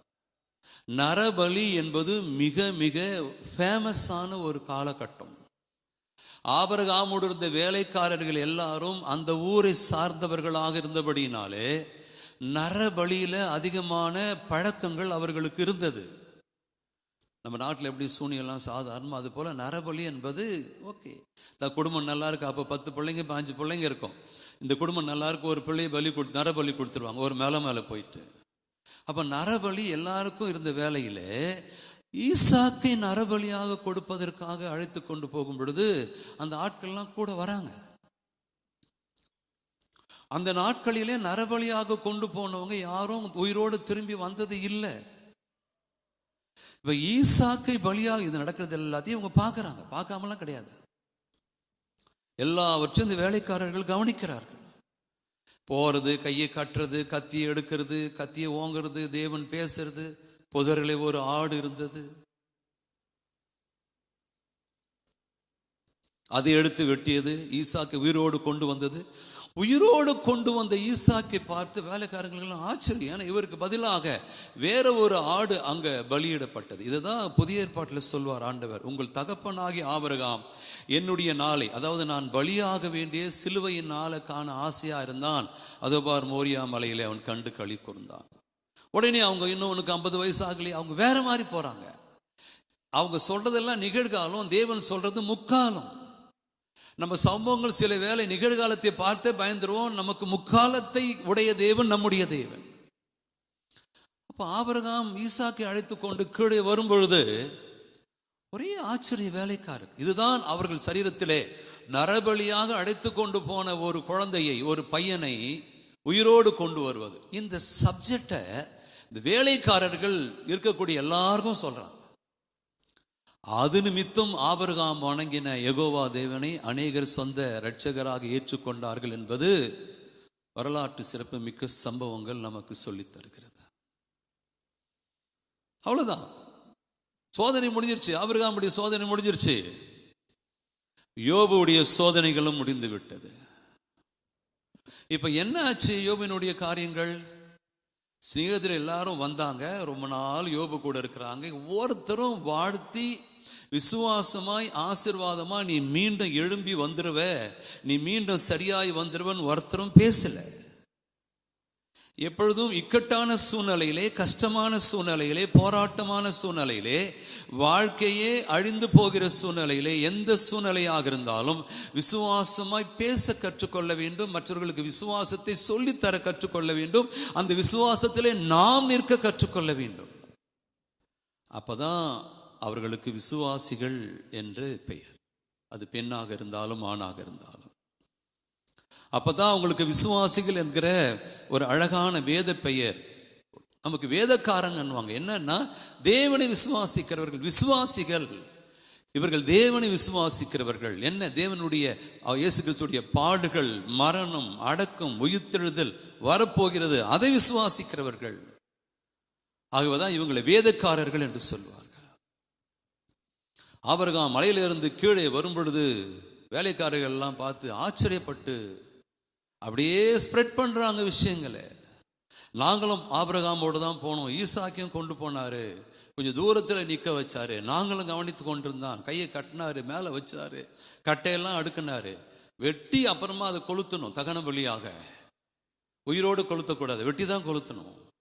அதுக்குள்ள ஒரு சத்தம் வந்தது, நிறுத்து, பிள்ளையாண்டன் மேல் கையை போடாதன்னு. இவரும் அவரை பேசுனாங்க. அப்புறம் பார்த்தா புதரில் ஒரு ஆடு. அப்படிலாம் போறதுக்கு அங்கே வாய்ப்பே இல்லை. அந்த ஆடு பிடிச்சி வெட்டினாரு, பலி முடிஞ்சிருச்சு, அந்த கட்டை மேலே வச்சு கொளுத்திட்டாரு. இப்போ ஈசா கொண்டு கீழே வந்துட்டாரு, நரபலி இல்லை. அப்போ இவர்கள் தேவன் தான் உண்மையான தேவன் என்று சொல்லி இவர்கள் ஆபிரகாமுடைய வேலைக்காரர்கள் சொன்ன வார்த்தைகளை கேட்டு அநேகர் அந்த நாட்களிலே மனம் திரும்பி யெகோவா தேவனை ஆராதித்ததாக சரித்திர பின்னணிகள் நமக்கு சொல்லுகிறது. அவ்வளவுதான். யோபின் முகத்தை கர்த்தர் பார்த்தார் என்று சொன்ன உடனே முடிஞ்சிருச்சு, பிசாசு ஓடிவிட்டான் என்று அர்த்தம். இப்ப தேவன் நிலைப்படுகிறார், தேவன் நிலைப்படுகிறார். தேவனிடமிருந்து இரட்டிப்பான நன்மையை பலர் பெற்றார்கள். அதுல யோபு ஒருத்தர். 10ஆம் வசனம் பாருங்க, 42:10. யோபு தன் சிநேகருக்காக வேண்டுதல் செய்த பொழுது கர்த்தர் அவன் சிறையிருப்பை மாற்றினார். இது பேர் தான் ஒருவர் பாரத்தை ஒருவர் சுமந்து கிறிஸ்துவின் பிரமாணத்தை நிறைவேற்றுங்கள் என்று சொல்வது. தன் சகோதரர்களுக்காக நண்பர்களுக்காக, ஆண்டவரே வானாங்க, அவங்க பலியெல்லாம் விட்டுட்டாங்க, அவங்கள ஒன்றும் செஞ்சிடாதீங்க, மன்னிச்சிருங்க, ஏதோ தெரியாமல் பேசிட்டாங்க என்று வேண்டுதல் செய்யும் பொழுது இவன் சிறையிருப்பு தானா மாறுது. அது கொப்பலெல்லாம் மறையுது, அழுக்கு போன சேதெல்லாம் மறையுது, தேகம்லாம் மறையுது, எளிமையான பழைய உடம்பு வருது, பழைய யோபுவாக உருமாறுகிறார். மனைவி பார்க்குறாங்க, சீசர்கள் தன்னுடைய தோழர்கள் பார்க்குறாங்க, எல்லாரும் பார்க்குறாங்க. யோபுவுக்கு முன் இருந்த எல்லாவற்றில் பார்க்கலும் இரட்டத்தனையாய் கர்த்தர் அவனுக்கு தந்தருவினார். சகரியாவின் புஸ்தகம் 9ஆம் அதிகாரம் 12 சொல்லுது, நம்பிக்கை உள்ள சிறுவர்களே அரணுக்கு திறமுங்கள் சொல்லிட்டே சொல்லுது, இரட்டத்தனையான நன்மையை தருவேன். இப்படி இரட்டத்தனையான நன்மைகளை ஒரு சிலர் பெற்றுக்கொண்டார்கள். சகையை கூட பெற்றுக்கொண்டார். நாலத்தனையாய் கொடுத்ததுனாலே இரட்டத்தனையான நன்மை என்னன்னா, பூமியில அவருக்கு ஆசீர்வாதம், பரலோகத்திலும் அவருக்கு ஒரு மேன்மையான இடத்தை கர்த்தர் கொடுத்தார். பரலோகத்தில் ஒரு சிறப்பான இடத்தை தேவன் அவருக்கு கொடுத்தார். பாருங்க, இந்த புத்தகத்தினுடைய நோக்கம் என்ன சொல்ல வருது? தேவனை நம்புகிறவர்களை தேவன் கைவிடுவதில்லை. தேவனை விசுவாசிக்கிற மக்களை ஆண்டவர் கைவிடுவதில்லை. தேவன் மீது பற்று கொண்ட மக்களை ஆண்டவர் கைவிடுவதில்லை. முடிவு பரியந்தும் விசுவாசத்தில் நிலை நிற்பவனே ரட்சிக்கப்படுவான், இழந்த எல்லாவற்றையும் பெறுவான், போன எல்லாவற்றையும் திருப்பிக் கொள்ளுவான் என்று இந்த புத்தகம் நம்மை உற்சாகப்படுத்துகிறது. இது சத்தியம், இது உண்மை, இது மாறாதது. இது தேவன் தந்த வாக்கு, இது கர்த்தர் தந்த வாக்கு, இது மாறாதது. இந்த புத்தகம் நமக்கு இன்னொரு விஷயம் சொல்லி தருது, சத்துருவின் சூழ்ச்சியும் தேவனுடைய நியாயத்தீர்ப்பும். என்னதான் சத்துரு பயங்கரமான சூழ்ச்சிகளை செய்தாலும் அதை தீர்ப்பெழுத வேண்டிய பொறுப்பு நாம் விசுவாசிக்கிற தேவனுடைய கையிலே தான் இருக்கிறது. அதை சரியாக சிறப்பாக எழுத வேண்டிய காரியம் இந்த உலகத்தையும் வானத்தையும் பூமியை உருவாக்கின தேவாதி தேவனுடைய கையில தான் இருக்கிறது. ஆக என் கையிலிருந்து உங்களை பறித்துக் கொள்வதில்லை, யாரும் பறித்துக் கொள்வதில்லை என்று கர்த்தர் சொன்னார் என்று சொன்ன என்ன அர்த்தம்னா, அவர்கள் உனக்கு எப்பேற்பட்ட தீர்ப்பு எழுதினாலும் சரி, ஆனால் நான் எழுதுகிற தீர்ப்பு தான் உனக்கு சரியான தீர்ப்பாக இருக்கும் என்று கர்த்தர் சொல்லுகிறார். இந்த புத்தகம் முக்கியமான விஷயத்தை ஒன்று சொல்லுது. என்ன? அங்கே ஒரு நீதிமான், ஓ தேசத்திலே ஒரு நீதிமான், என்னை விசுவாசிக்கிற ஒரு மகன், என்னை நேசிக்கிற ஒரு மைந்தன், என்னை நம்புகிற ஒரு மகன், அவன் சன்மார்க்கன், தேவனுக்கு பயப்படுகிறவன், தீமை விட்டு விலகுகிறவன். அங்கே ஒரு நீதிமான், அங்கே ஒரு நீதிமான் இருக்கிறான் என்று சொல்லிதான் அங்கே ஒரு பிசாசு சென்றான். அங்கே ஒரு பிசாசு நீதிமானை தொடப்போகிறான் என்று சொல்லிதான் அங்கே நீதி செய்கிற தேவன் அவனுக்காக செய்தார். அதுதான் தாவீது ரொம்ப அழகா சொல்வார், கர்த்தர் எனக்காக யாவையும் செய்து முடிப்பார். நம்பிக்கை, கடைசி நேரத்திலும் என் தேவனால் எனக்கு உதவி செய்ய முடியும், கடைசி நேரத்திலும் என் கர்த்தரால் என்னை பாதுகாக்க முடியும், கடைசி நேரத்திலும் யார் கையிலும் என்னை கொடுத்து விடாமல் அவருடைய கையிலே வைத்து என்னை மகிமையாய் நடத்த முடியும். அவரை நம்புகிறவரை அவர் ஒருபொழுதும் கைவிடுகிறதில்லை. அவரை நம்புகிற மனிதர்கள் வெட்கப்பட்டு போனது இல்லை. நான் முதலிலே சொன்னது போல, இந்த யோபு ஏசாவின் வம்சம். கொஞ்சமாகிலும் அந்த தேவனுடைய அந்த கர்த்தர் அப்படின்ற சொல்லக்கூடிய வார்த்தைகள் இருக்கும். ஆனா அவருடைய நண்பர்கள், யோபுடைய நண்பர்களை நீங்க பார்த்தீங்கன்னா முற்றிலும் அவர்கள் அந்த வாசனை இல்லாதவர்கள். ஆகவேதான் யோபுவுக்கு சார்பாக ஒரு வார்த்தையும் பேசல. கர்த்தருடைய அந்த யெகோவாவின் நாமத்தை அவர்கள் உயர்த்தியும் பேசல. இப்போ யோபின் புஸ்தகம் 1ஆம் அதிகாரம் 5ஆம் வசனத்தில் திடீரென்று சில சம்பவங்கள் நடக்கிறது. 4-5 2 பாருங்க. அவனுக்கு 7 குமாரரும் 3 குமாரத்திகளும் பிறந்தார்கள். 5 விருந்து செய்கிற அவரவருடைய நாள் முறை முடிகிற பொழுது யோபு, ஒருவேளை என் குமாரர் பாவம் செய்து தேவனை தங்கள் இருதயத்தில் தூஷித்திருப்பார்கள் என்று சொல்லி அவர்களை அழைத்து அனுப்பி பரிசுத்தப்படுத்தி அதிகாலமே எழுந்து அவர்கள் எல்லாருடைய லக்கத்தின்படியேயும் சர்வாங்க தகன பலிகளை செலுத்துவான். இந்த பிரகாரமாக யோபு அந்நாட்களிலெல்லாம் செய்து வருவான். யோபுக்குள்ள ஆண்டவர் இருக்கிறாரு, யோபுக்குள்ள கர்த்தர் இருக்கிறாரு. யோபு இதையெல்லாம் கர்த்தர் தான் எனக்கு செஞ்சாரு, கர்த்தர் தான் எனக்கு கொடுத்தாரு. ஒருவேளை என் பிள்ளைகளுக்கு இவைகள் தெரியாமல் இருக்கலாம். அவங்க சிறு பிள்ளைகளாக, விளையாட்டு பிள்ளைகளாக இருக்கிறார்கள். அவங்களுக்கு இந்த பலியை பற்றி, தேவனுக்கு கீழ்ப்படுவதை பற்றி, கர்த்தரோடு கூட நெருங்கி வாழ்வதை பற்றி ஒன்றும் தெரியாமல் இருக்கலாம். ஆனால் நான் ஒழுங்குபடுத்தணும்னு சொல்லிட்டு அந்த 10 பிள்ளைகளை, அந்த 3 பெண் பிள்ளைகளை 7 ஆண் பிள்ளைகளை வர வைத்து அவரவருடைய குடும்பத்தின் லக்கத்துக்கு தக்கதாக பலியிட்டு அவங்கள பரிசுத்தப்படுத்தி அனுப்புவார். ஆனால் பிள்ளைங்க என்ன செஞ்சாங்க? பிள்ளைகள் என்ன செய்தார்கள்? ஏன் இந்த 10 பிள்ளைகளும் மறிக்க வேண்டும்? இப்படி ஒரு சம்பவம் உலகத்தில் யாருக்குமே வந்திருக்காதே. ஏன் 10 பிள்ளைகளும் ஒரே நேரத்திலே மரித்திருக்க வேண்டும் என்று நாம் பார்க்கும் பொழுது, வாரத்துக்கு 7 நாள் 7 ஆம்பளை பசங்க, 3 பொட்டை பிள்ளைங்க. பெரிய அண்ணன் சொல்லுவார், அம்மா எல்லாரும் இன்னைக்கு திங்கக்கிழமை, உதாரணத்துக்கு வச்சுங்களேன், இன்னைக்கு ஞாயிற்றுக்கிழமைன்னு வச்சுங்களேன், நாளைக்கு திங்கக்கிழமை எல்லாரையும் என் வீட்டுக்கு வந்துடுங்க. 9 பெரிய அண்ணன் வீட்டுக்கு 9 பேரும் போயிடுறாங்க. 9 குடும்பங்களும் அவரை சேர்த்து 10. பெரியவன் சின்னவன் சின்னவன் சின்னவன் சின்ன 7வது பையன், அப்புறம் 3 பொண்ணு, எல்லாரும் போயிடுறாங்க. உடனே சாப்பிட்டு கூப்பிட்டு சாயந்தரம் வரப்போ அங்கே ஒரு அண்ணன் சொல்றார், நாளைக்கு செவ்வாய்க்கிழமை தங்கச்சிங்களே, அண்ணன் மரங்களே, எல்லாம் தம்பி மரங்களே என் வீட்டுக்கு வந்துடுங்க. இப்போ மறுநாள் செவ்வாய்க்கிழமை இன்னொருத்தன் வீட்டில் அத்தனை பேரும் போயிட்டாங்க, 10 பேரும். அப்போ செவ்வாய்க்கிழமை பார்த்து முடிகிறப்போ புதன்கிழமை ஒருத்தன் சொல்கிறான், நாளைக்கு புதன்கிழமை காலையிலே எல்லாரும் விடிய காலையில் வந்துடுங்க, அவங்களுக்கு வேண்டி என்னென்ன ஐட்டம் வேணுமே எல்லாம் செஞ்சு வைக்கிறேன், உங்கள் குழந்தை குட்டிலாம் கூப்பிட்டு வந்துடுங்க, உங்கள் வேலைக்காரங்களாம் கூப்பிட்டு வந்துடுங்க, இங்கேயே வந்து யார் யாருக்கு என்னென்ன வேணுமோ சமைச்சு சாப்பிடலாம். புதன்கிழமை இவங்களால சாப்பிட்டு கூப்பிட்டு ஜாலியாக இருக்கிறப்போ மறுநாள் வியாழக்கிழமை இன்னொரு அண்ணன் சொல்கிறான், பார் நாளைக்கு 4வது நாள் வியாழக்கிழமை மறக்காமல் குழந்தை குட்டிங்க எல்லாரும் வீட்டுக்கு வந்துருங்க, நீங்கள் கையில் எந்த ஒரு பொருளும் கொண்டு வாங்க, அங்கே எல்லாருக்கும் வேலைக்காரெலாம் இருக்காங்க, உங்கள் வேலைக்காரங்களை மாத்திரம் கூப்பிட்டு அவங்கவுங்களுக்கு வேலைக்காரர் இருக்குது, எல்லாரும் போயிட்டு வியாழக்கிழமை ஒரே அமக்கலம் பண்ணி சாப்பிட்டு ஜாலியாக வந்துட்டு சாயந்தரம் நைட் ஆகிறப்ப வீட்டுக்கு வரணும் எல்லாரும்.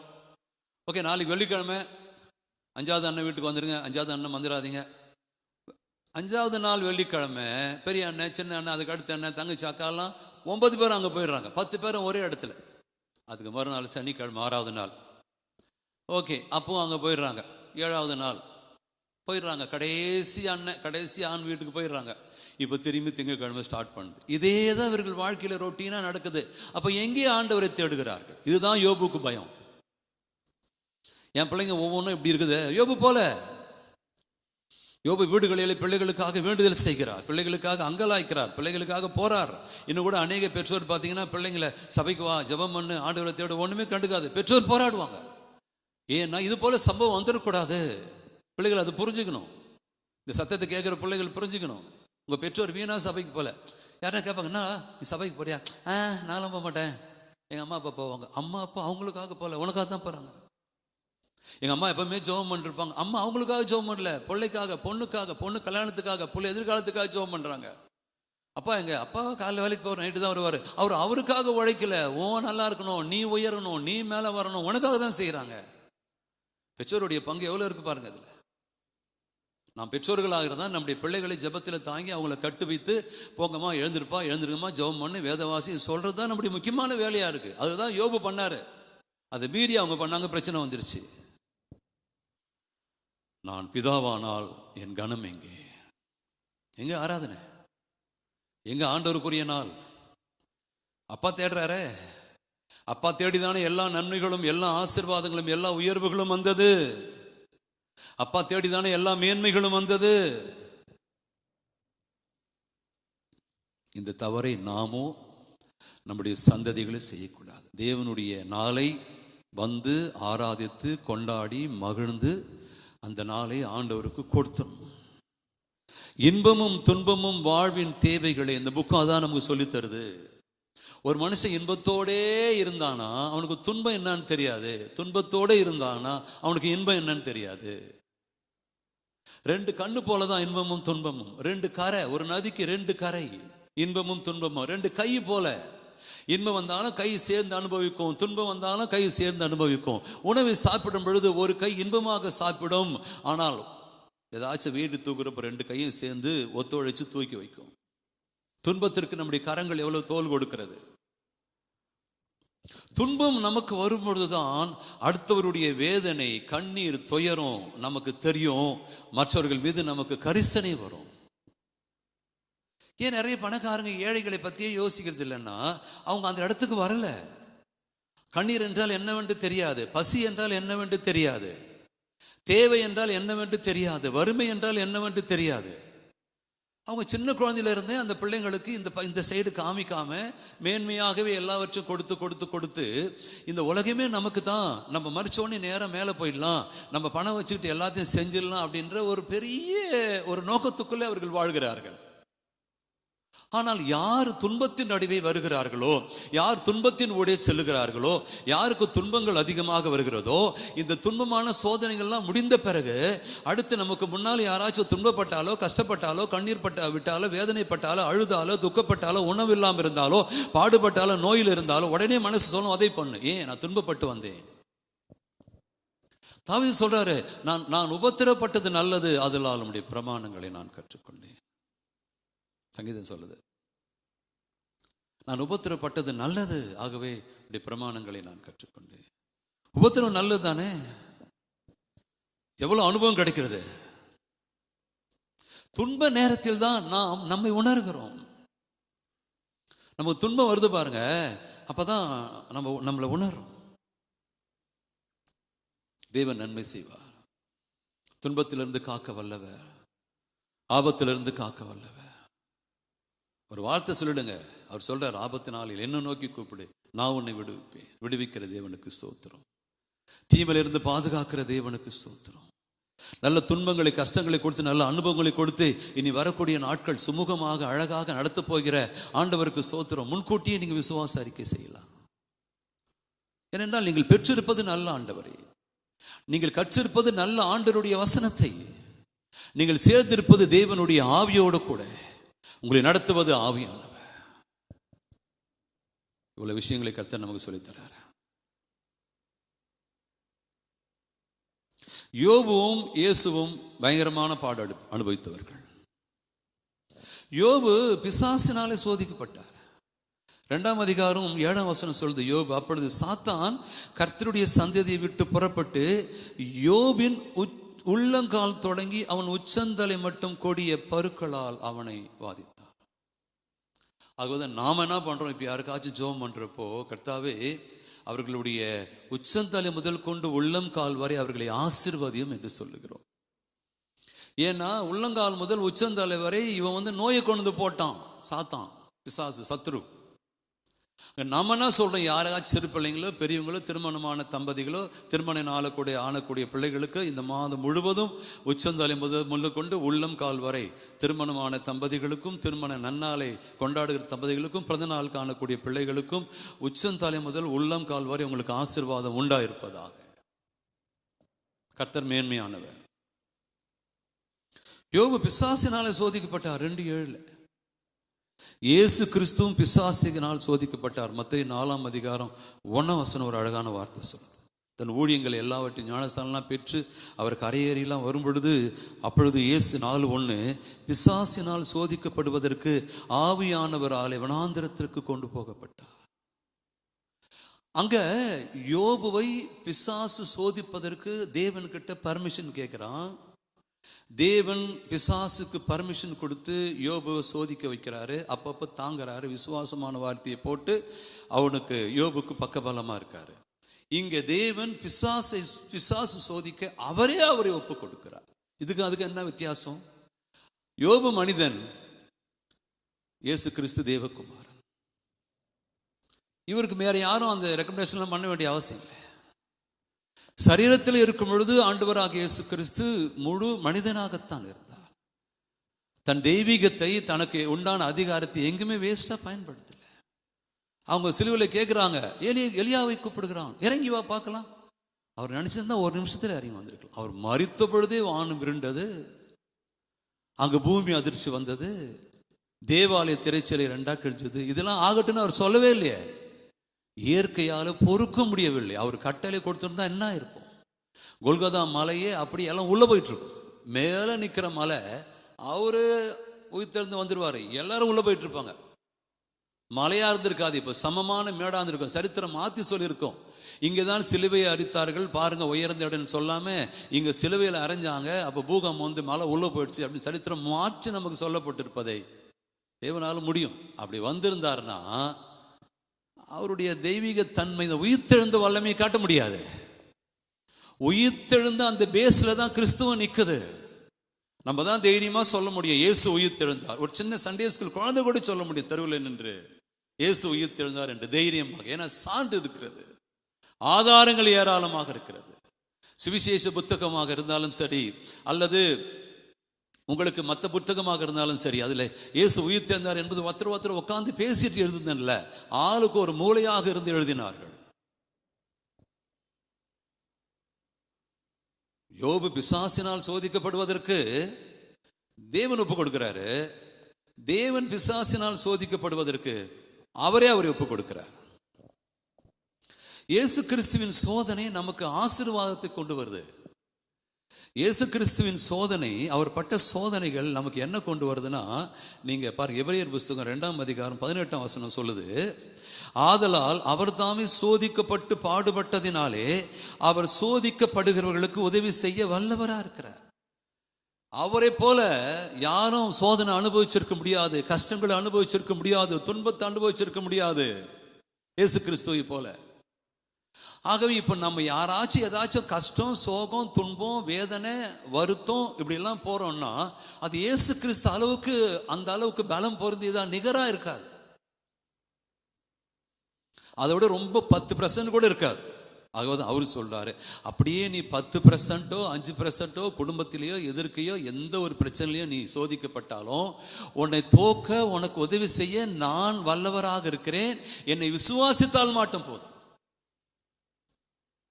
அதுதான் தேவன் சொல்லித் தருகிற முக்கியமான ஒரு விஷயம்.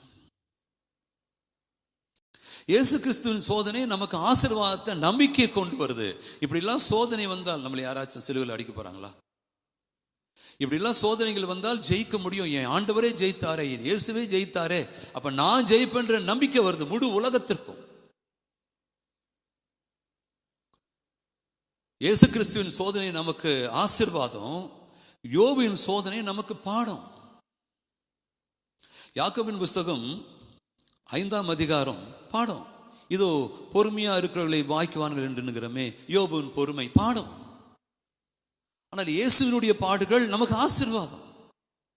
யோபின் பொறுமைகள் அதுபோல நம்ம பொறுமையாக இருந்தால் இந்த பொறுமைக்கு பின்னாலே தேவனுடைய கரம் அருமையாக வரும் என்பதுதான் நாம் பார்க்கிறோம், நாம் உணர்கிறோம்.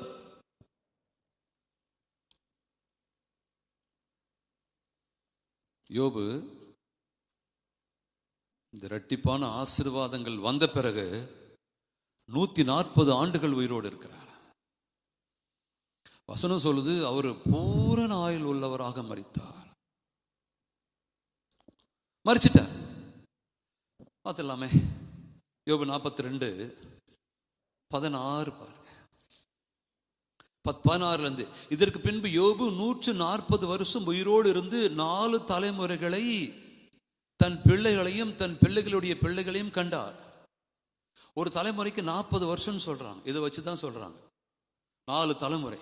17 யோபு நெடுநாள் இருந்து பூரண வயது உள்ளவனாய் மரித்தான். யோபு நமக்கு ஒரு பாடமாக இருந்தார், மரித்து விட்டார். இயேசு நமக்கு ஆசீர்வாதமாக இருந்து இன்னும் உயிரோடு இருக்கிறார். அது அவரே சொல்றார் பாருங்க. வெளிப்படுத்தல் புஸ்தகம் 1 அதிகாரம் 8ஆம் வசனத்தில் சொல்றாரு. 1:18 பாருங்க என்ன சொல்றாரு. மரித்தேன், ஆனாலும் இதோ சதா காலங்களிலும் உயிரோடு இருக்கிறேன். யோபு மரித்தார், இந்த உலகம் இருக்கும் வரை பேப்பர்ல இருக்கிறார், புக்கில் இருக்கிறார், பாடமா இருக்கிறார். இயேசு மரித்தார், அவர் வரும் வரை நம்மோடு உயிரோடு இருக்கிறார். ஆகவே நாம் யோபை பிடிக்க வேண்டியது அவசியம் இல்லை. யோபு பிடித்துக் கொண்ட ஆண்டவரை பிடித்துக் கொண்டால் போதும். நாம் யோபுவை பின்பற்ற வேண்டிய அவசியம் இல்லை. எந்த ஆண்டவர் யோபுவுக்கு கரம் தந்தாரோ அவரை பின்பற்றினால் போதும், அவரை நம்பினால் போதும், அவரை விசுவாசித்தால் போதும். சோகம் அனுபவத்தை தரும், சுகம் ஆனந்தத்தை தரும். யோபு அப்படியே சோகம் அனுபவம் வந்து திடீர்னு சுகம் வந்துச்சு, ஆனந்தம் வந்துச்சு. 140 ஆண்டுகள் ஆனந்தமாய் வாழ்ந்து பூரண வயதுள்ளவராக மரிக்கிறார்.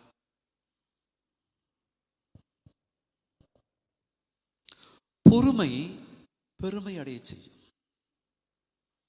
வீண் பெருமை வறுமை அடைய செய்யும். பொறுமையா இருக்கிறது, கொஞ்சம் கொஞ்சமா கர்த்தர் பெருமையை நமக்கு அந்த பெருமையான சூழ்நிலையை மேன்மையான சூழ்நிலை கொடுப்பாரு. வீண் பெருமை வறுமையில கொண்டு போய் நம்மளை விட்டு. யோபு தன்னை சார்ந்தவர்களுக்கு சாட்சியானார். அவரும் சோதிக்கப்பட்டார். ஆனா யோபு மரித்து உயிர்த்தெழல. பூமியிலே ஒரே சரீரம் அழுகி நல்ல சரீரமா ஆச்சு, அவ்வளவுதான். ஆனா இயேசு கிறிஸ்து அப்படி இல்லை, மரித்து இல்ல 3 நாள் இந்த பூமியில, அப்புறம் உயிர்த்தெழுந்தார். யோபு தன்னை சார்ந்தவர்களுக்கு சாட்சியானார். இந்த சம்பவத்தெல்லாம் கேள்விப்பட்டு இயேசு வருவதற்கு முன்பு 500 ஆண்டுகளுக்கு முன்பாகத்தான் இந்த யோபு புத்தகத்தை எழுதினார்கள் என்று சொல்லுகிறார். ஏன்? மோசே வாழ்ந்த மீதியான் தேசமும் யோபு வாழ்ந்த ஊத் தேசமும் கொஞ்சம் கிட்ட இருக்கு. மோசே இந்த சம்பவத்தை கேட்டு எழுதுகிறார், அல்லது மோசே சொல்லி தன் மகன் எழுதினார், அல்லது சாலமோன் சொல்லி ஏதாவது ஒரு ரபி எழுதினார்கள். இப்படிதான் இருக்கு. யோபு தன்னை சார்ந்தவர்களுக்கு சாட்சியானார். எப்படி ஆபிரகாம் அந்த மரணத்துக்கு கொண்டு போயிட்டு மகன் உயிரோடு கொண்டு வந்துட்டாரோ, அந்த பகுதியெல்லாம் சாட்சியாய் மாறி யெகோவா தேவனை ஏற்றுக்கொண்டார்களோ, அதுபோல யோபுவினுடைய சம்பவத்தை கேள்விப்பட்டு ஊத் தேசம் முழுவதுமாக இருந்தவங்க எல்லாரும் மனம் திரும்பி ஆண்டவரை ஏற்றுக்கொண்டார்கள். இந்த சம்பவம் அடுத்து அடுத்து அடுத்து அடுத்து அடுத்து அலை அலையாக போகிறது.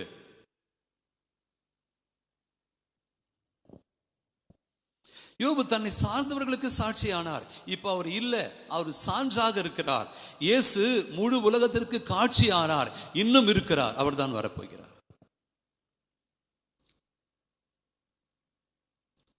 யோபு வேதனை, பாடு, துக்கம், சோதனை ஜெயிச்சிட்டார். மனுஷனா ஒரே சரீரத்தில் இருந்து அவர் வாழ்நாள்ல அவருக்கு பாடு வந்தது, மேன்மை வந்தது, பாடு வந்தது, துக்கம் வந்தது, வேதனை வந்தது, சோதனை வந்தது, ஜெயிச்சிட்டார்.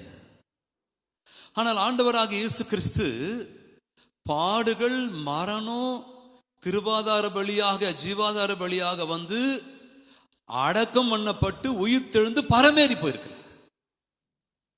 எவ்வளவு பவர்ஃபுல்லான தேவன் நம்முடைய ஆண்டவர். அவர் நமக்கு எவ்வளவு தேவைப்படுது பாருங்க. பொறுமை நல்லது, பாடுகளும் நல்லது. சில வேளை சோதனைகளும் நல்லது. யோபு புத்தகத்தை ஆரம்பத்தில் எனக்கு சொல்லிக் கொடுத்து வாசிக்கூடாதுன்னு சொன்னாங்கல்ல, இப்ப நான் சொல்லுகிறேன், நிறைய வாசியுங்கள். தேவனுடைய செய்கை அங்கு இருக்கிறது, தேவனுடைய திட்டமிடுதல் அங்கு இருக்கிறது. தன்னால் அழைக்கப்பட்ட தெரிந்து கொள்ளப்பட்ட பிள்ளைகளுக்கு தேவனுடைய வாக்கு தத்தம் எவ்வளவு ஆழமாக, உறுதியாய், நம்பிக்கையாய், சிதறாமல், சிதலமடையாமல் அங்கு வாழ்கிறது.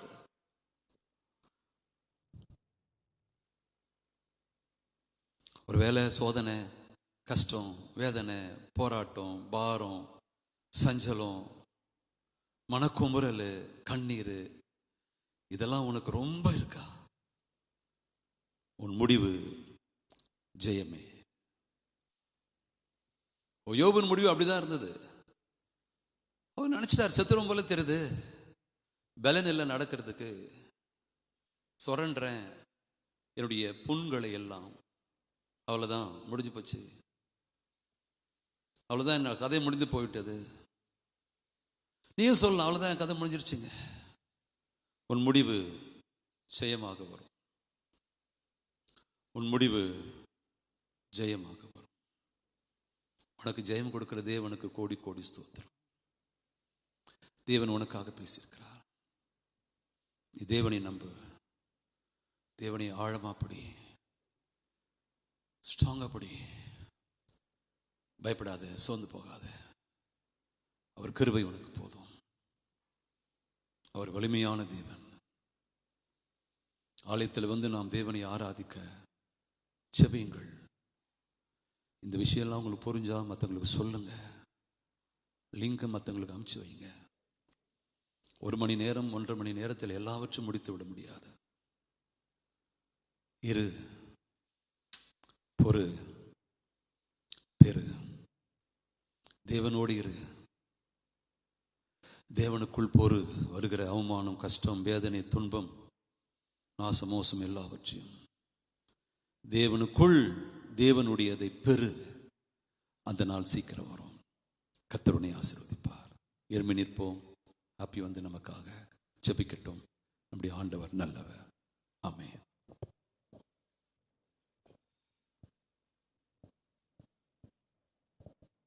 நன்றி தகப்பனே, கிருபைகளுக்காக கூடான கொடி ஸ்தோத்திரம், ஸ்தோத்திரம், ஸ்தோத்திரம், ஸ்தோத்திரம். தயவுகளுக்காக கூடான கொடி நன்றி, நன்றி, நன்றி, நன்றி, நன்றி அப்பா. நம்பிக்கையுடைய சிறைகளை அருணுக்கு திரும்புங்கள், இரட்டிப்பான நன்மை தருவேன், இன்றைக்கு தருவேன் என்று சொல்லியிருக்கிறீங்க. எங்கள் காரியங்கள் எல்லாவற்றையும் ஜெயமாக மாற்றுகிறவர், ஜெயமாக முடிய பண்ணுகிறவர் நீர் ஒருவர் மாத்திரம்தான். சூழ்நிலையை வைத்து நாங்கள் எதுவும் தீர்மானிக்க மாட்டோம். சூழ்நிலையை வென்று சரித்திரம் படித்து உண்மை தீர்மானிக்கிறோம், உண்மை முன்பாக வைக்கிறோம்ப்பா. நாங்கள் செய்கின்ற ஒவ்வொரு காரியத்திலும் ஒவ்வொரு செயலிலும் உண்மை முன்பாக வைத்து செய்கிறோம். அதனால தான் தோல்வி மாறியிருந்தாலும் ஜெயமாக நீங்கள் மாற்றி கொடுக்குறீங்கப்பா. இன்னும் நீர் எங்களோட பேசப்பட்ட தவிர்க்காக நன்றி. நீ கொடுத்த வார்த்தைக்காக கொடான கொடு ஸ்தோத்திரம்.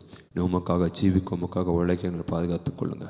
கிறிஸ்துவின் ஜெபிக்கிறோம் நல்ல பிதாவே, ஆமென். நம்ம எல்லோரும் சேர்த்து சொல்லுவோம். என் ஆத்துமாவே கர்த்தரை ஸ்தோத்திரி, என் முழு உள்ளமே அவருடைய பரிசுத்த நாமத்தை ஸ்தோத்திரி. என் ஆத்துமாவே கர்த்தரை ஸ்தோத்திரி, அவர் செய்த சகல உபகாரங்களை மறவாதே. ஆமென். உங்களை ஆசீர்வதிக்கிறேன். மகிழ்ச்சியா இருங்க. அவருடைய தயவு, கிருபை, பராமரிப்பு, நேசம் என்றும் உங்களோடு இருப்பதாக. ஆமென். God bless you.